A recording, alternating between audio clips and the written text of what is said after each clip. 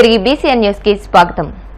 రాష్ట్రంలో 2024 జూన్ 4వ తేదీన ప్రజలు ఇచ్చిన తీర్పును ప్రస్తుత వైసీపీ జగన్ వెన్నుపోటు దినంగా ప్రకటించడం విడ్డూరంగా ఉందని భీమవరం నియోజకవర్గ టీడీపీ ఇన్ఛార్జ్ రాష్ట్ర పొలిట్ బ్యూరో సభ్యురాలు తోట సీతారామలక్ష్మి అన్నారు.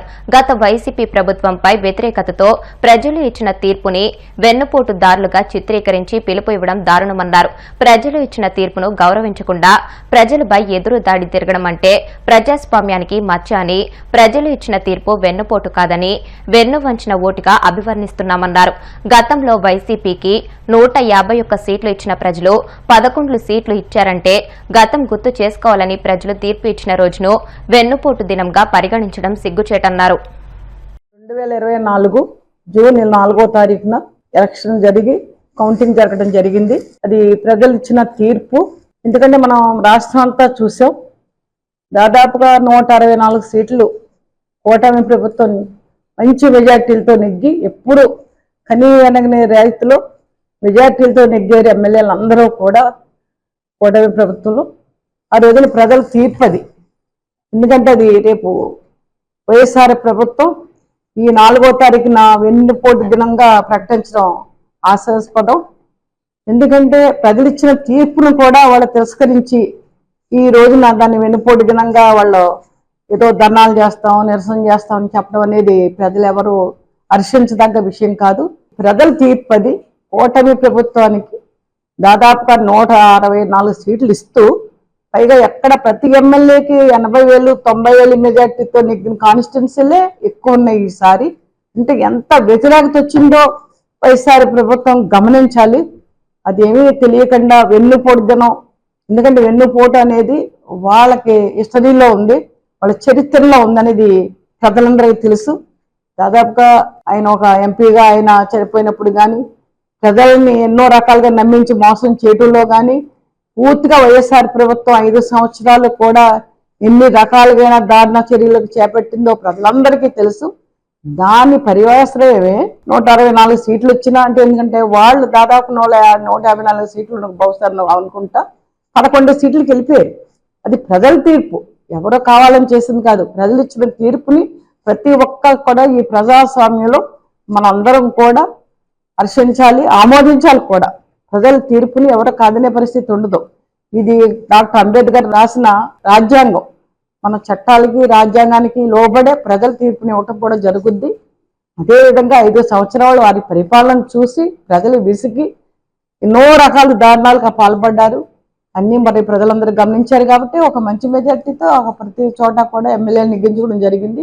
దాని వేళ ఒక ఎన్నుపోటు దినంగా రేపు 4వ తారీఖున జూన్ 4వ తారీఖున చెప్పడం అనేది ఎవ్వరూ కూడా హర్షించరు, ఇందులో ప్రజలు ఆమోదించరు.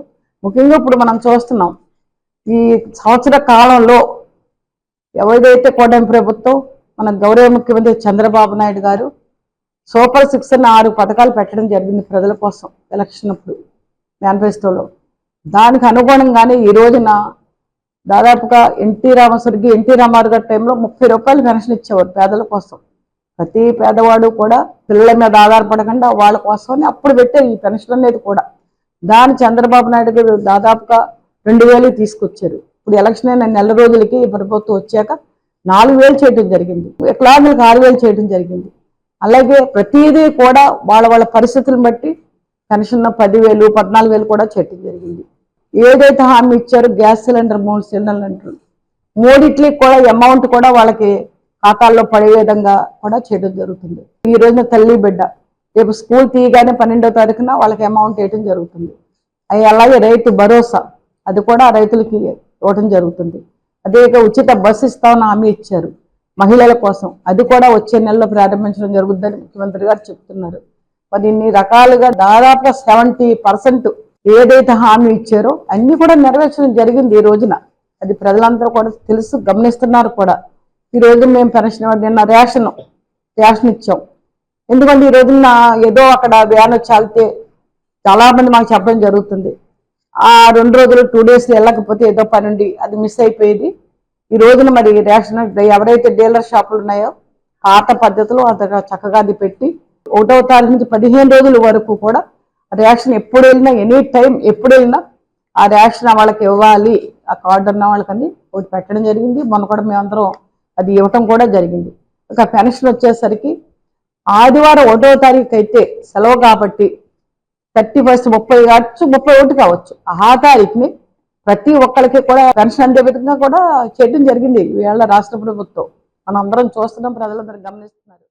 కూటమి ప్రభుత్వ పాలనలో తమకు మేలు జరుగుతుందని ప్రజలు నమ్మి ఓట్లు వేసి గెలిపిస్తే ఈ ప్రభుత్వం ప్రజలకు వెన్నుపోటు పొడిచిందని ఆదోని మాజీ ఎమ్మెల్యే సాయి ప్రసాద్ రెడ్డి విమర్శించారు. ఆదోనిలో పార్టీ కార్యాలయంలో వైసీపీ నాయకులు కార్యకర్తలతో కలిసి వెన్నుపోటు దినోత్సవం విజయవంతం చేయాలని కోరుతూ పోస్టర్ విడుదల చేశారు. ఈ సందర్భంగా ఆయన మాట్లాడుతూ కూటమి ప్రభుత్వం ఇచ్చిన హామీలు నెరవేర్చకుండా రెడ్ బుక్ పాలన చేస్తుందని ఆగ్రహం వ్యక్తం చేశారు. బీసీ, ఎస్సీ, మైనార్టీలు అందరూ కూడా కలిసికట్టుగా ఐక్యతతో, రైతులు అందరూ కూడా ఐక్యతతో ఈ కార్యక్రమాన్ని విజయవంతం చేయాలని చెప్పేసి కూడా నేను కోరుకోవడం జరుగుతూ ఉంది.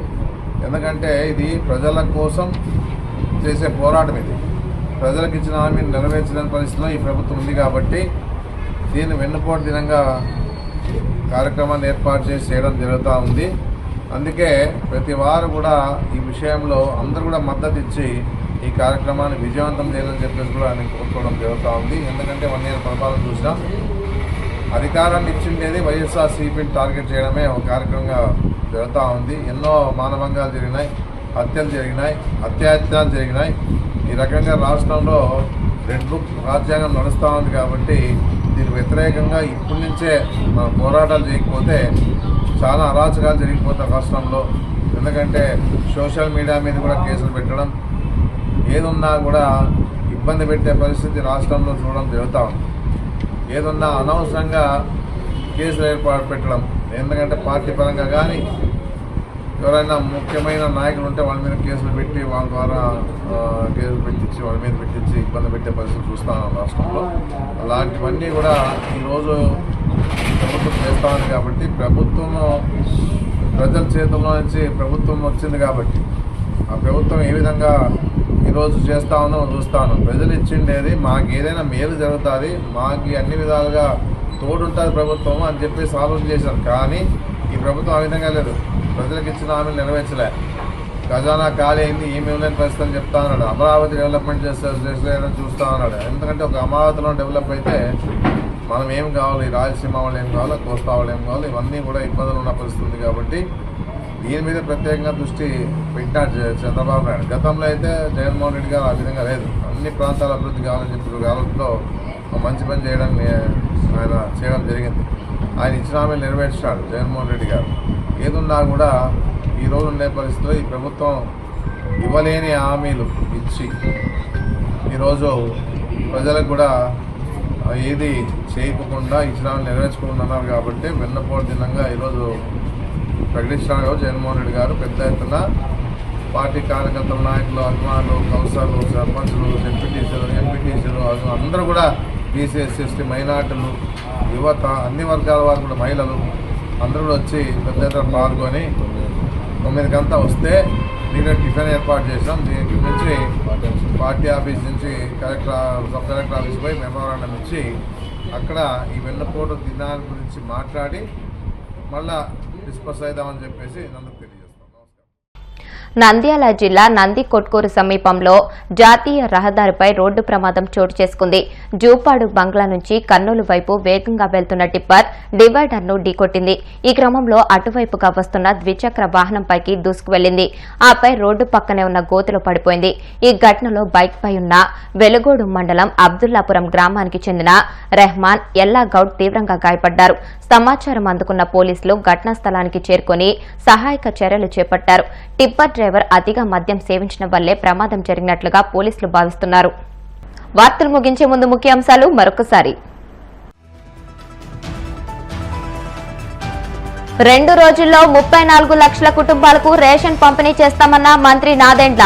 కార్డుదారులు ఏ దుకాణానికైనా వెళ్లి రేషన్ తీసుకునేలా పోర్టబిలిటీ తీసుకొచ్చినట్టు వెల్లడి. రెడ్ బుక్ రాజ్యాంగంతో రాష్ట్రం అదుపు తప్పిందన్న మాజీ సీఎం జగన్. పోలీస్ వ్యవస్థ వికృత రూపానికి తెనాలి ఘటనే సాక్ష్యమని ఆగ్రహం. పాత రేషన్ పంపిణీ విధానంతో మహిళలు అగచాట్లు పడుతున్నారన్న మాజీ మంత్రి కారుమూరి. సర్వర్లు పనిచేయక ఎండలకు నిలబడలేక అల్లాడిపోతున్నారని ఆగ్రహం. ప్రజా సమస్యల పరిష్కార వేదికలో అందిన అర్జీలను త్వరితగతిన పరిష్కరించండి. అధికారులకు పశ్చిమ గోదావరి జిల్లా కలెక్టర్ నాగరాణి ఆదేశాలు. ఈ వార్తలు ఇంతటితో సమాప్తం. మరిన్ని వార్తల కోసం BCN digital YouTube channel, Facebook page ని ఫాలో అవ్వండి. అప్డేటెడ్ వార్తల కోసం ప్లీజ్ సబ్స్క్రైబ్.